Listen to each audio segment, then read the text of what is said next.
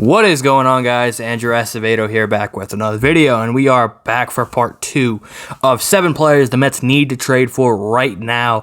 And right now is kind of a bigger emphasis now. I am recording this on Monday night. After the Braves doubleheader. The Mets split with DeGrom coming back on a mound, pitching well, and Mets winning 4-2, and then losing 1-0 in the nightcap with Brendan Drury giving us false open the bottom of the 7th and not coming through. So the injuries, and 4 more injuries with Joey Lucchesi likely done for the year, Jerry Familia, Robert Gsellman, who's likely done for at least 8 weeks, and now Jonathan Villar, who we have not gotten a further update on Villar. They said day-to-day, but knowing the Mets, it's day-to-day, then to week-to-week, and then he's on the DL. So the Mets right now, 4 more injuries after today. They split the doubleheader, which is, you kind of asked for a split. Jake's back, so that's good, but now you need a 5th starter. You need 2 relievers, and the Mets right now are kind of, I don't know what to say. So this is, again, just like part 1, 7 guys. I would personally, if I was Zach Scott, I'd be calling the phones and calling these teams right now, trying to see what the value is. What's the price? Because the Mets need some help. They need some help, and they're gonna get a couple bodies back. Hopefully Conforto by this weekend, and Nimmo potentially next weekend. So those are 2 guys back, and hopefully Carrasco in July. But still, the Mets need arms now. 2 relievers down, and now your 3rd baseman down. And JD, we don't know when JD Davis is gonna be back. So, like part 1, it's gonna be 7 more guys the Mets need to trade for, and let's kick off the list with number 7. Let's kick it off with a kind of utility guy from the Arizona Diamondbacks, 32-year-old second baseman, shortstop, can play anywhere. Preferably, his best position is probably second base or third base. Eduardo Escobar from the Arizona Diamondbacks, the 32-year-old, is a free agent after the season, so it would be a rental. Bad news, it was rumored that the White Sox were discussing a trade for him with the Diamondbacks for him, and now he's been injured. So I think it was like a strained calf or something, but I believe he did get injured today. So kind of throws a damper in if the Mets are going to make a move. But Eduardo Escobar this year, only hitting .240, 15 homers, 45 RBIs, and 288 on base, 455 slugging, and a 743 OPS, and OPS plus at 100, which is average.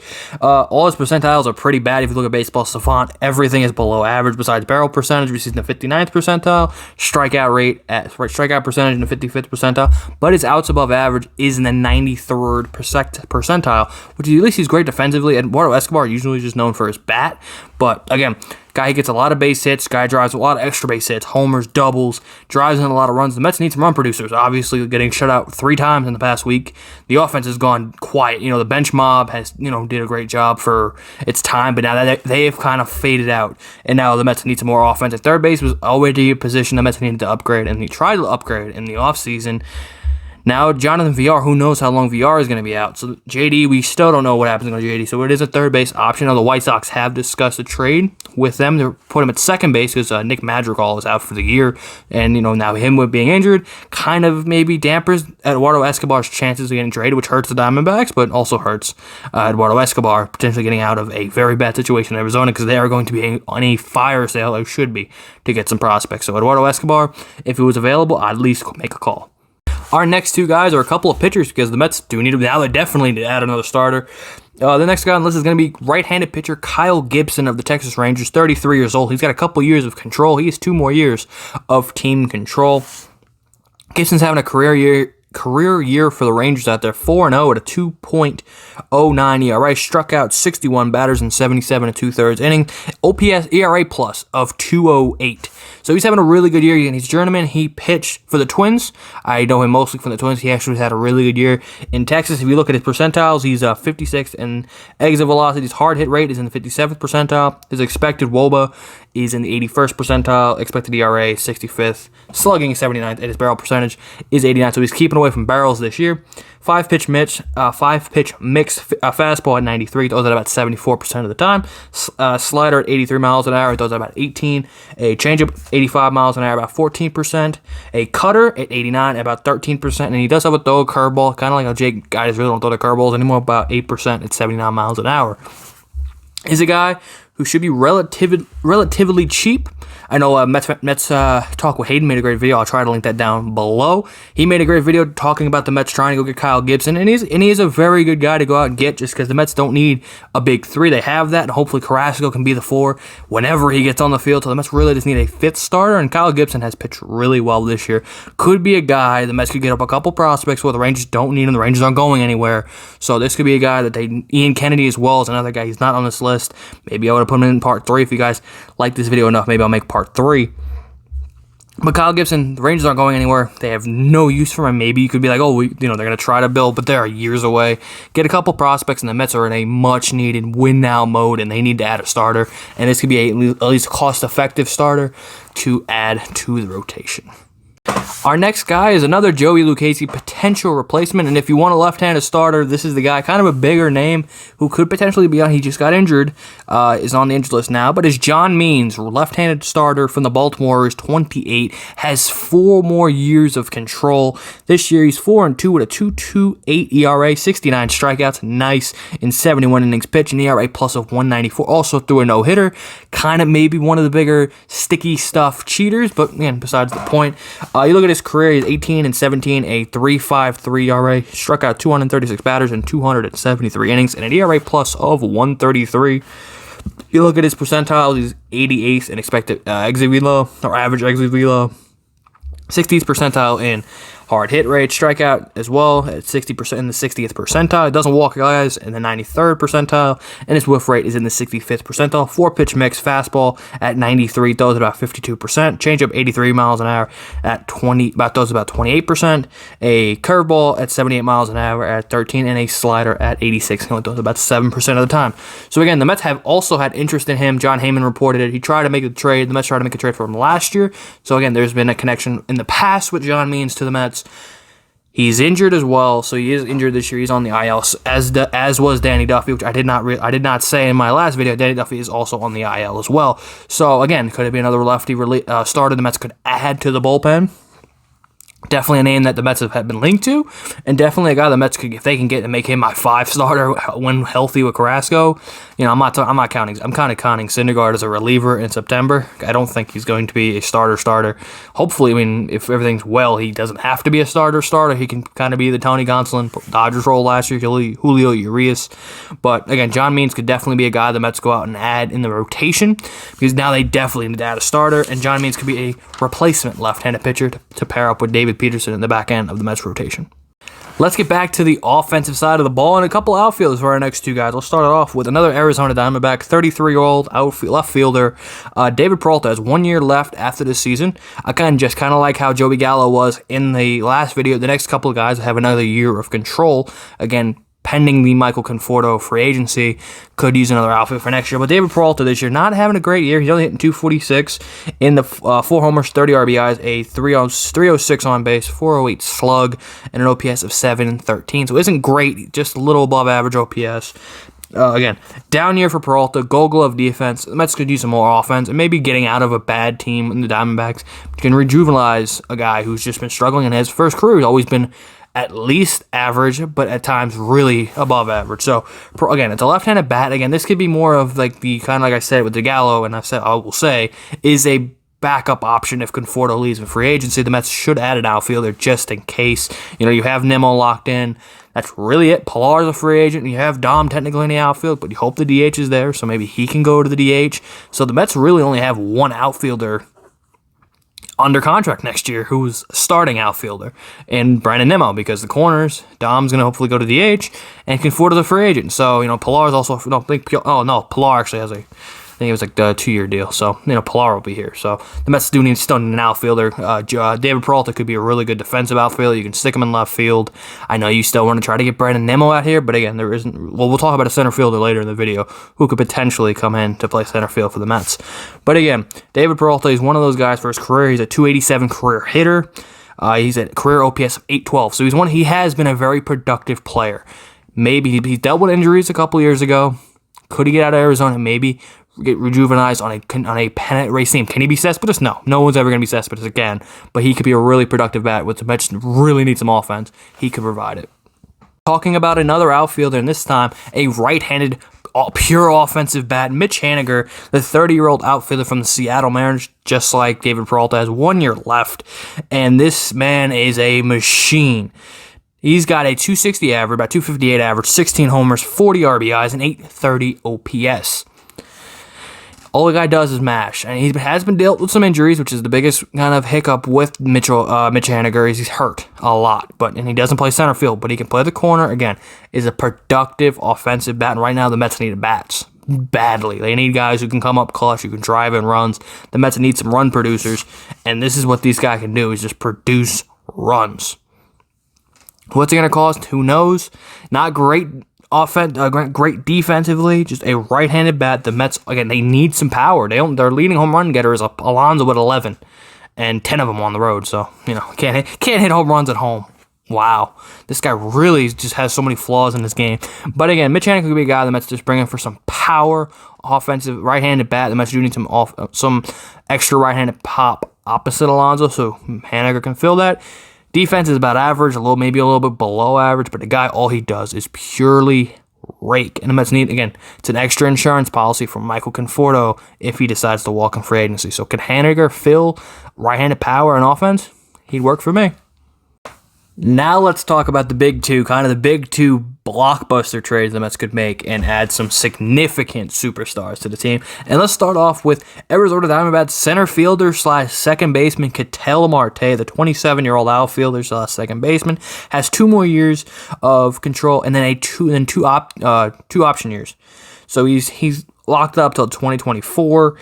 This year he dealt with an injury, but also has come back and has hitting .357, 4 homers, 20 RBIs, a .404 on base, a .543 slugging, and a .947 OPS. So this guy is a beast offensively. Again, and the big thing is 2019 was his breakout year, hitting .329, 32 homers, 92 RBIs, and 389 on base, .592 slug, and a .981 OPS. Ketel, again, switch hitting, offensive, center field, and the Mets, again, center field kind of is a need because you kind of would like to move Brandon Nimmo to a corner because maybe we'll put it the main guy apart there. I'm not going to say it because the team sucks, but it could be a center fielder the Mets go out and get. Maybe we'll save him for part 3 if you guys like the video. See if you guys want to see part 2. Make sure to drop a like. But again, switch hitter, offensive production. The Mets need some run producers. Put him at the top of the lineup. Put him in the middle lineup. Gives balance to this lineup, and he has plenty of years of control. The problem is he's going to take a ton to get Ketel Marte off the Arizona Diamondbacks, and that's the cost of a great player. Mets have a few extra guys at shortstop. The Diamondbacks have Nick Ahmed. Maybe would they take Marty Mauricio being the big piece in that trade? Could you see a JD or Dom get moved? The Diamondbacks are in a weird spot where they're terrible. They're not in a weird spot. They're terrible and should be selling all assets. So could Ketel Marte be traded? And would he fit with the Mets? 100%. You can play him in center field and hit him anywhere in that lineup. Nimmo gets back. He's probably going to lead off. Luis is stuck with putting Lindor in a 2 spot, so you could hit him 3.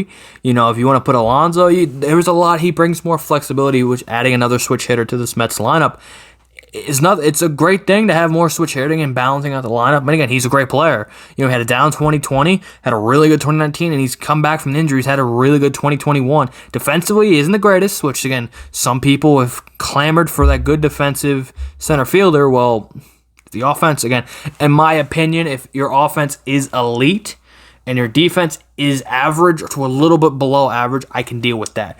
If you are horrific defensively and average offensively, there's a problem. But again, Ketel Marte is a superstar the Mets could add, and if the Diamondbacks make him available, if I'm Zach Scott, I'm calling and say, what does it take to add Ketel Marte? Because he is I wouldn't say he's the biggest difference maker, but he could be a really big difference maker for the Mets.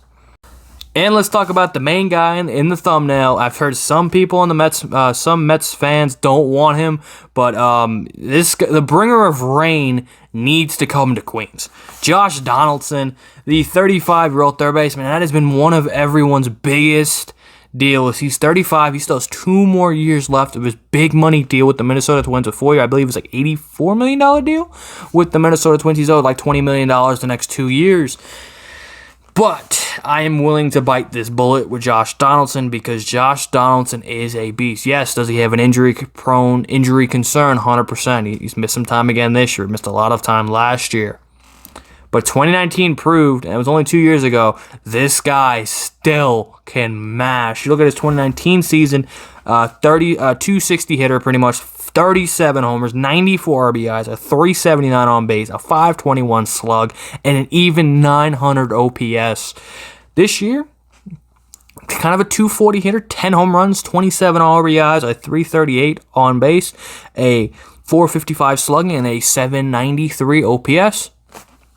Still a productive offensive player. If you look more of his analytics, he is a baseball savant.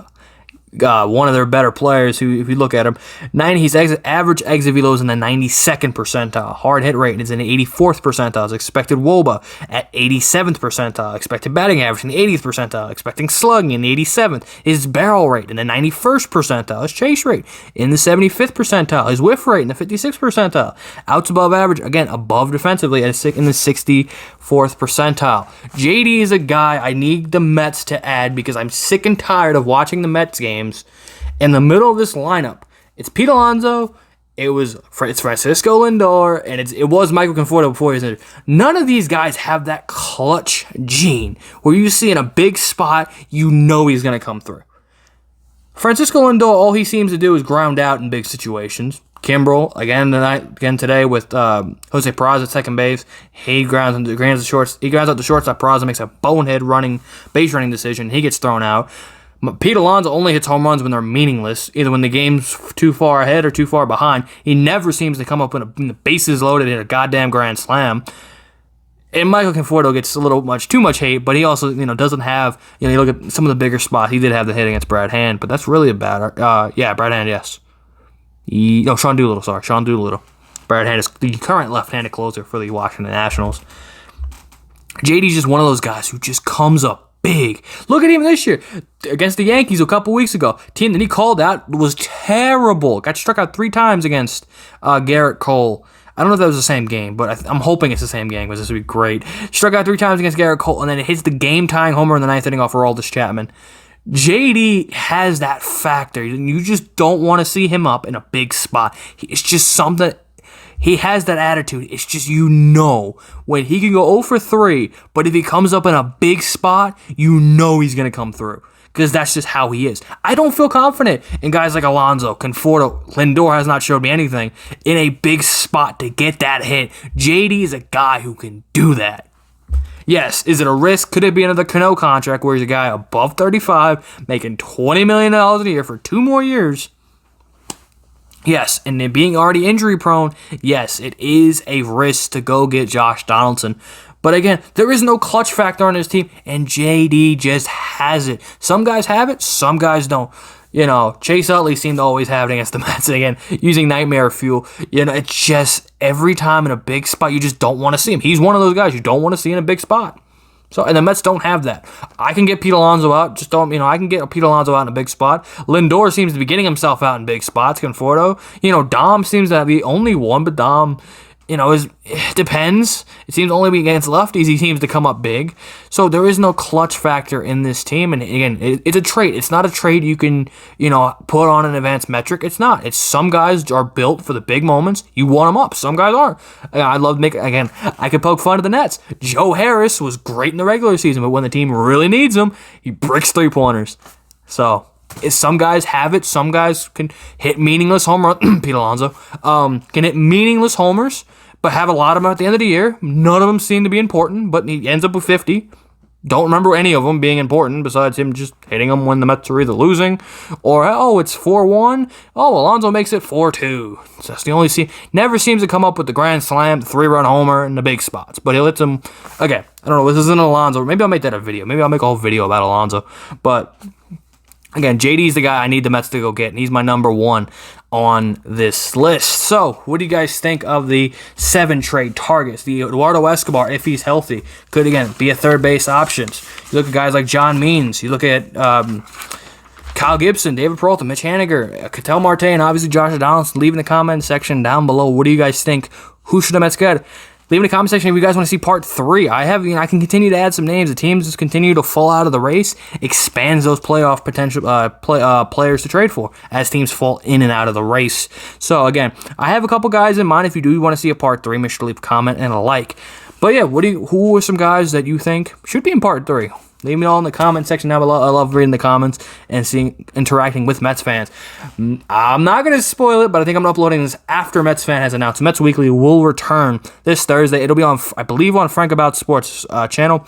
We are back discussing about the Mets. And again, we thought it'd be a more positive return, but it could be a very Mets return for Mets Weekly. So they will be back on, I believe, Thursday at 7 o'clock Eastern on Frank About Sports channel. Be sure, it's the same crew, Mets fan, Hayden, Elias, myself, Mets fan. I don't know if Tony's going to be there, but it's the same crew. We are back for Mets Weekly on Thursday, which I'm very happy to announce and see. So thank you guys for watching. Be sure to like this video, leave a comment. Be sure to subscribe for more Mets content. Thinking about bringing some hockey content. Maybe we'll maybe we'll have a podcast about hockey. Still debating on it. Again, check out Mets Weekly when it comes out on Thursday, and I will see you guys in the next video. Peace.